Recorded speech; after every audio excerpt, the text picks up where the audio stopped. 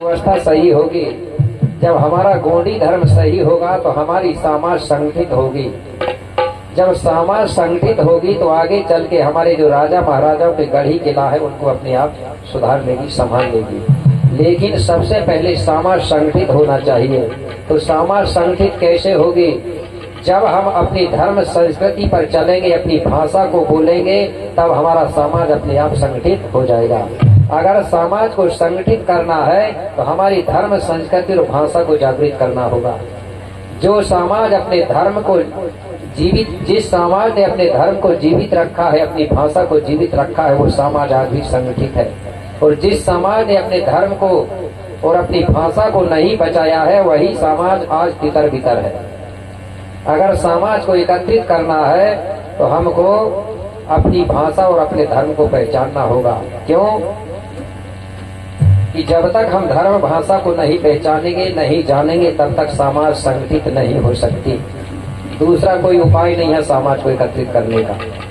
इसलिए किसी ने कहा है, भाषा समाज की माँ होती है और धर्म पिता कहलाए, और जिस समाज के मैया बाप नहीं वो दर दर की ठोकर खाए। जो भाषा है वो समाज की माँ कहलाती है और जो धर्म है वो समाज का पिता कहलाता है। जिस समाज की भाषा रूपी माँ नहीं होती है और जिस समाज का धर्म रूपी पिता नहीं होता है, वो समाज अनाथ मानी जाती है। यही हाल हो रहा है आज हमारे समाज का। तो इस प्रकार से कुपार बाबा सोचने लगा कि सबसे पहले सामाजिक व्यवस्था को सही करना चाहिए। जब सामाजिक व्यवस्था सही होगी तो समाज एकत्रित होगी, और जब एकत्रित होगी तो अपने राजपाट, अपने गढ़ी किला को अपने आप संभाल लेगी। इस प्रकार से कुपार बाबा मन में विचार करते हुए वहां से निकल गया। अब बोले आगे चलना चाहिए। अब कुपार बाबा वहां से आगे चला। चलते चलते कुपार बाबा को रास्ते में मेरे भाई रायतार जंगोदाई का अनाथ आश्रम मिला। आप बोलते हैं ना जंगोदाई, वो अनाथ आश्रम मिला। कुपार बाबा जंगोदाई से मिलकर के उससे बातचीत किया। उसके बीच में, दोनों के बीच में चर्चा हुई। तो कुपार बाबा कहने लगा, जंगोदाई, मैं सत्य और असत्य की खोज करने के लिए निकला हूँ। मैं जब सत्य और असत्य की मुझे ज्ञान हो जाएगा, इसके बाद मैं सारा समाज के बीच में जाके सबको सत्य और असत्य के बारे में बताऊंगा। तो बोले जंगोदाई, आप एक भयंकर, वो जंगोदाई जो है वो जंगल में रहती थी अनाथ आश्रम बना के।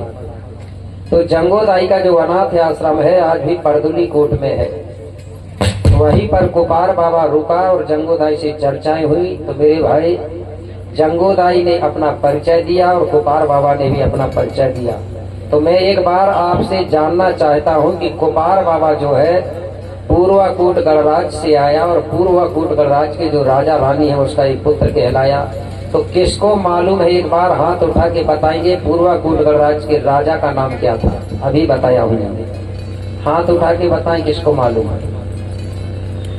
अभी की अभी बात याद भूल गए ना, इसलिए बोल रहा था ध्यान से सुनना, नहीं तो आगे आगे पाठ और पीछे से सपाट। गुरुजी ने पूछे तो 16 दूनी 8। एक जगह इसी बाजार लगती थी, बाजार। एक मूर्ति बनाने वाले ने क्या किया, 3 मूर्ति बनाया। कितनी मूर्ति? 3। तीनों मूर्ति एक जैसी थी, एक बराबर, एक सा रंग, एक सा रूप, कोई में कोई अंतर नहीं था। वो मूर्ति बेचने वाला बाजार पहुंचा और बाजार में जाके तीनों मूर्ति की पंक्ति बना के रख दिया बेचने के लिए। एक मूर्ति खरीदने वाला आया तो पूछने वाला पूछा, बोले ये मूर्ति कितने की है? बोले तो बेचने वाले ने बोला कि पहला नंबर की मूर्ति 500 रुपया की है, दूसरे नंबर की मूर्ति 1000, तीसरे नंबर की मूर्ति 1500। बोले आपको कौन सी चाहिए? खरीदने वाला कहने लगा मूर्ति तो एक जैसी है, बोले एक सा रंग है, एक सा रूप है, फिर आपने कीमत अलग अलग क्यों रखा? बोले ये देखने में एक जैसी है, एक सा रंग है, एक बराबर है, लेकिन बोले इनमें अंतर है। बोले बताओ, बोले कौन सा अंतर है? तो पहले वाली मूर्ति के कान से वो बेचने वाला ने धागा डाला तो दूसरे कान से धागा निकल गया। बोले इसका कीमत है 500 रुपया। अच्छा, बोले दूसरे नंबर की मूर्ति बताओ जिसका कीमत 1000 है। तो 1000 वाली मूर्ति के कान से जब धागा डाला गया तो वो पेट में जाके रुक गया, निकला ही नहीं। बोले इसकी कीमत है 1000। अच्छा, बोले अब तीसरा नंबर की मूर्ति बताइए जिसका कीमत सबसे ज्यादा है 1500 रुपया। तो 1500 रुपया वाली मूर्ति के कान से जब धागा डाला गया तो मुंह से धागा निकल गया। बोले इसका कीमत सबसे ज्यादा है, अब आपको कौन सी चाहिए? फिर भी खरीदने वाला समझा नहीं। आप लोग समझ गए क्या? कौन समझा? कोई नहीं समझे। पहले जो मूर्ति है, एक कान से धागा डालते थे, दूसरे से निकल जाती थी। उस मूर्ति का काम था इधर से सुनती थी और इधर से निकाल देती थी, इसलिए उसका कीमत सबसे कम था। दूसरी मूर्ति के कान से धागा डालते थे, पेट में जाके रुक जाता था, मतलब वो सुन लेती थी लेकिन पेट में रखी रहती थी, किसी को बताती नहीं थी, लेकिन सुन लेती थी, इसलिए उसका कीमत थोड़ा ज्यादा था। और सबसे महंगी वाली जो मूर्ति है, कान से धागा डालते थे और मुंह से धागा निकल जाता था, वो मूर्ति का काम था कोई भी बात को ध्यान से सुनती थी और अपने मुंह से दूसरों को बताती थी, इसलिए उसका कीमत सबसे ज्यादा था। इसी प्रकार आप लोग भी हो उस मूर्ति के तरह। आपके यहाँ के सबके दो है, दो ही हाथ है, दो ही कान है, किसी के कम ज्यादा तो नहीं है कि भाई कम ज्यादा होते कोई ज्यादा सुनेगा कोई कम सुनेगा, ठीक है। तो आपको 500 वाली मूर्ति बनना है तो बताइए, इधर से सुनो और इधर से निकाल दो, कोई मतलब नहीं। बनना है क्या? 1000 वाली बनेंगे, सुन लेंगे लेकिन बताएंगे नहीं किसी को। सबसे महंगी वाली है, सुन के और अपने मुंह से दूसरों को बताना, वो सबसे महंगी है। तो कौन बनना चाहता है ये मूर्ति? कोई नहीं बनना चाहता। तो बनेंगे तो मेरी बात ध्यान से सुनेंगे और याद रखेंगे और दूसरों को बताएंगे तब तो। अभी मैंने पूछा कि पूर्वा कोट गणराज के जो राजा रानी थे, जो गोपाल बाबा के माता पिता कहलाए, वो किसको मालूम है? किसी ने नहीं बताया, हमको पता है। तो फिर तो आप 500 वाली मूर्ति बनी बैठे हैं ना। पूर्वा कोट गणराज्य के जो राजा रानी थे, राजा पुलसी और हिरवा रानी, इनका ही पुत्र कहलाया। तुरंत भूल जाते हो, मोबाइल ज्यादा तो नहीं देख रहे हो। जो मोबाइल ज्यादा देखता है उसकी मेमोरी में वायरस आ जाता है, कमजोर होता है दिमाग, ठीक है। तो यही हो रहा है, आज बेटा बेटियों को देख रहे हैं, मोबाइल देख रहे हैं, इसलिए कमजोर हो रहे हैं। कुछ के दिन में देखना उनको सुनाई भी नहीं पड़ना है, ये पक्का है, क्योंकि कान में वो लगे हैं ना। तो गोपाल बाबा रायतार जंगोदाई से मिला और कहने लगा, देवी जंगो, मुझे आगे जाना है और एक गोंडियन समाज के लिए सत्य और असत्य की खोज करना है, क्योंकि मेरी जो समाज है सत्य से भटक करके असत्य की रास्ता चल रही है, इसको सही और गलत का ज्ञान नहीं है, इसलिए बोले मैं सत्य की खोज करने निकला हूँ, मुझे विदा दो। तो जंगोदाई ने तुरंत विदा दिया। गोपाल बाबा वहां से तुरंत विदा लेकर के आगे की ओर बढ़ा, कछारगढ़ जाने के लिए। कहाँ जाने के लिए? कोयली कछारगढ़ के लिए प्रस्थान हुआ। चलते चलते गोपाल बाबा को रास्ते में बड़ी जोर से प्यास लग गई। गोपाल बाबा पानी भी ढूंढते जा रहा है और चलते जा रहा है, चलते चलते थक भी चुका था। मैंने कुछ गाथाएं बीच में छोड़ दिया समय के अभाव से, ठीक है ना, क्योंकि 5 दिन में कार्य पूरा अध्याय 11 बजे से चालू होता है, तब पूरा होता है, ठीक है ना। अब 3 बजे 2 बजे से करेंगे, 3 दिन का खाना एक ही दिन में खा लोगे क्या? नहीं खा सकते ना, ठीक है, और खाएंगे तो बीमार हो जाएंगे। तो मैंने कुछ बीच में छोड़ दिया, ठीक है ना, जंगूदाई की गाथा। तो गोपाल बाबा चलते चलते थक गया, बड़ी जोर से प्यास लगी थी। गोपाल बाबा पानी भी ढूंढते जा रहा है और चलते जा रहा है। बड़े मुश्किल से गोपाल बाबा को सामने एक नदी दिखाई दी। गोपाल बाबा वो नदी के किनारे पहुंचा, वहां जाके देखा तो नदी भी सूखी पड़ी हुई थी। गोपाल बाबा ने सोचा कि इस नदी के किनारे किनारे चलो, कहीं धोखा से कोई गड्ढा या कुंड मिलेगा तो उसमें धोखा से अगर पानी मिल जाएगा तो उसी पानी को पी करके मैं प्यास बुझा लूंगा। ऐसा सोच के वो नदी के किनारे किनारे चलते जा रहा है। बड़े मुश्किल से बाबा गोपाल को नदी में एक गड्ढा था, उसमें थोड़ा सा पानी भरा था। उसी पानी को बाबा गोपाल ने पिया और अपनी प्यास को बुझाया। अब गोपाल बाबा चलते चलते थक चुका था। अब गोपाल बाबा सोच रहा था कि कहीं थोड़ी देर आराम कर लेना था। नदी के किनारे में देखा तो रेत रेत पड़ी हुई थी, उसी रेत के ऊपर एक लकड़ी का सूखा टुकड़ा पड़ा हुआ था, लकड़ी का टुकड़ा। गोपाल बाबा उसी लकड़ी के टुकड़ा के ऊपर जाके बैठ गया। अब गोपाल बाबा को थकान के कारण नींद भी सता रही थी, तो गोपाल बाबा उसी लकड़ी के टुकड़ा के ऊपर लेट गया। जैसे ही गोपाल बाबा टुकड़ा के ऊपर लेटा मेरे भाई, गोपाल बाबा को तुरंत अचानक गहरी नींद आ गई। अब गोपाल बाबा सो गया। जैसे ही सोया उसी समय नदी के ऊपरी तरफ अचानक बदल होने लगा, मौसम बनने लगा और थोड़ी देर के बाद में मूसलाधार वर्षा हो गई और जिस तरफ गोपाल सो रहा था उधर पता भी नहीं चला। नदी के ऊपरी तरफ कुछ दूरी में ऐसे ऊपर ओर बरसा भाई भारी,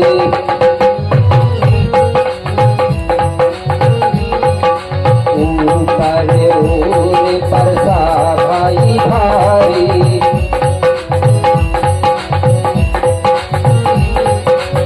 मूसल धार बोल बुध भारी,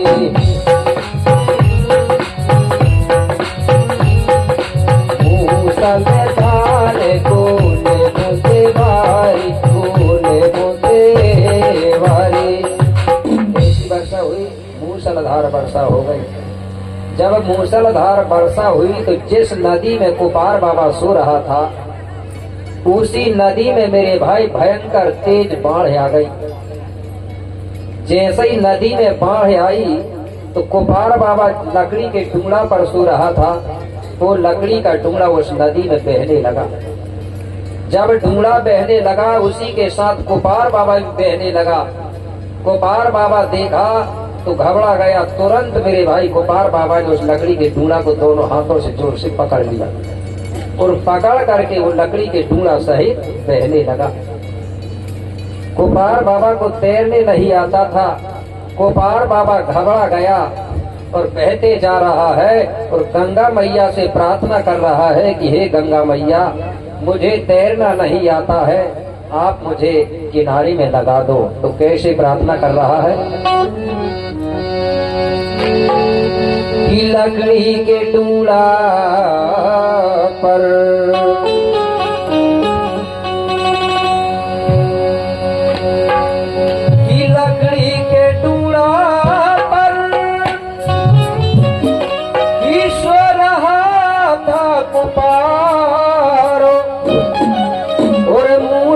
धारो बरसा भई, हरी नदी में आ गई बाढ़ो। जब नदी में बाढ़ आई तो क्या हुआ कि नदी में टुकड़ा बहने लगा, कि नदी में टुकड़ा बहने लगा,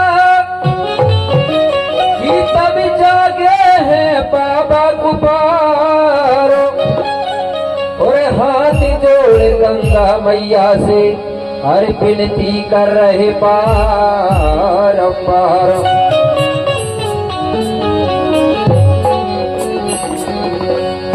कैसे विनती कर रहा है? गंगा की बाढ़ों में आज टुकड़ा की नैया,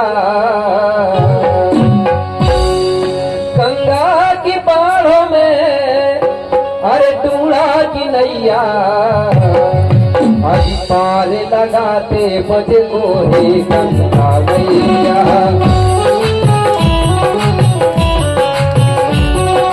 पार लगाते मुझको हे गंगा मैया।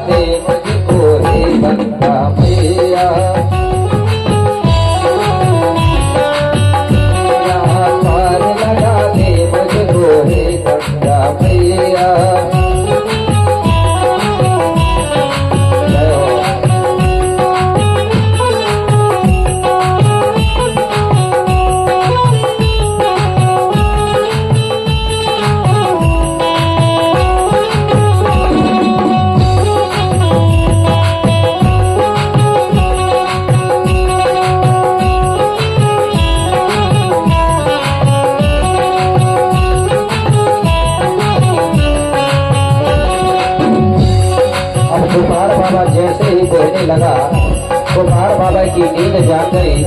कुमार बाबा घबरा गया और परेशानी में पड़ा है। कैसे? नींद खुली लिंगों की पड़ा था परेशानी में, नींद खुली लिंगों की पड़ा था परेशानी में, गंगा के साथ बहा गंगा जी के पानी में, गंगा के साथ बहा गंगा जी के पानी में,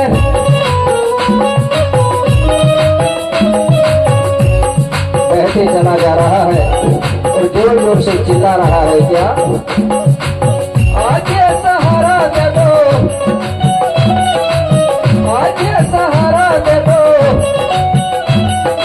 कोई तो बचैया पार लगा दे मुझको हे गंगा मैया,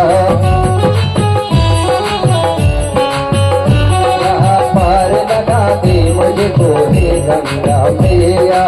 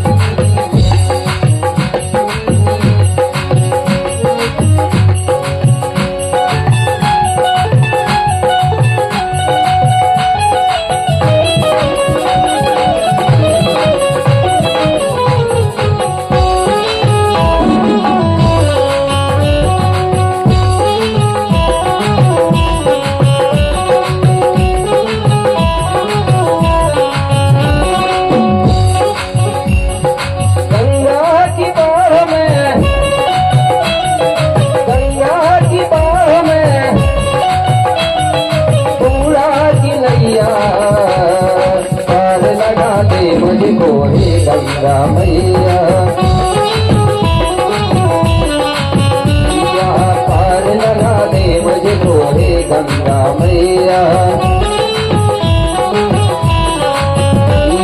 पार लगा दे मुझको हे गंगा मैया, पार लगा दे मुझको हे गंगा मैया, पार लगा दे मुझको हे गंगा मैया, पार लगा दे मुझको हे गंगा मैया, पार लगा दे मुझको हे गंगा मैया।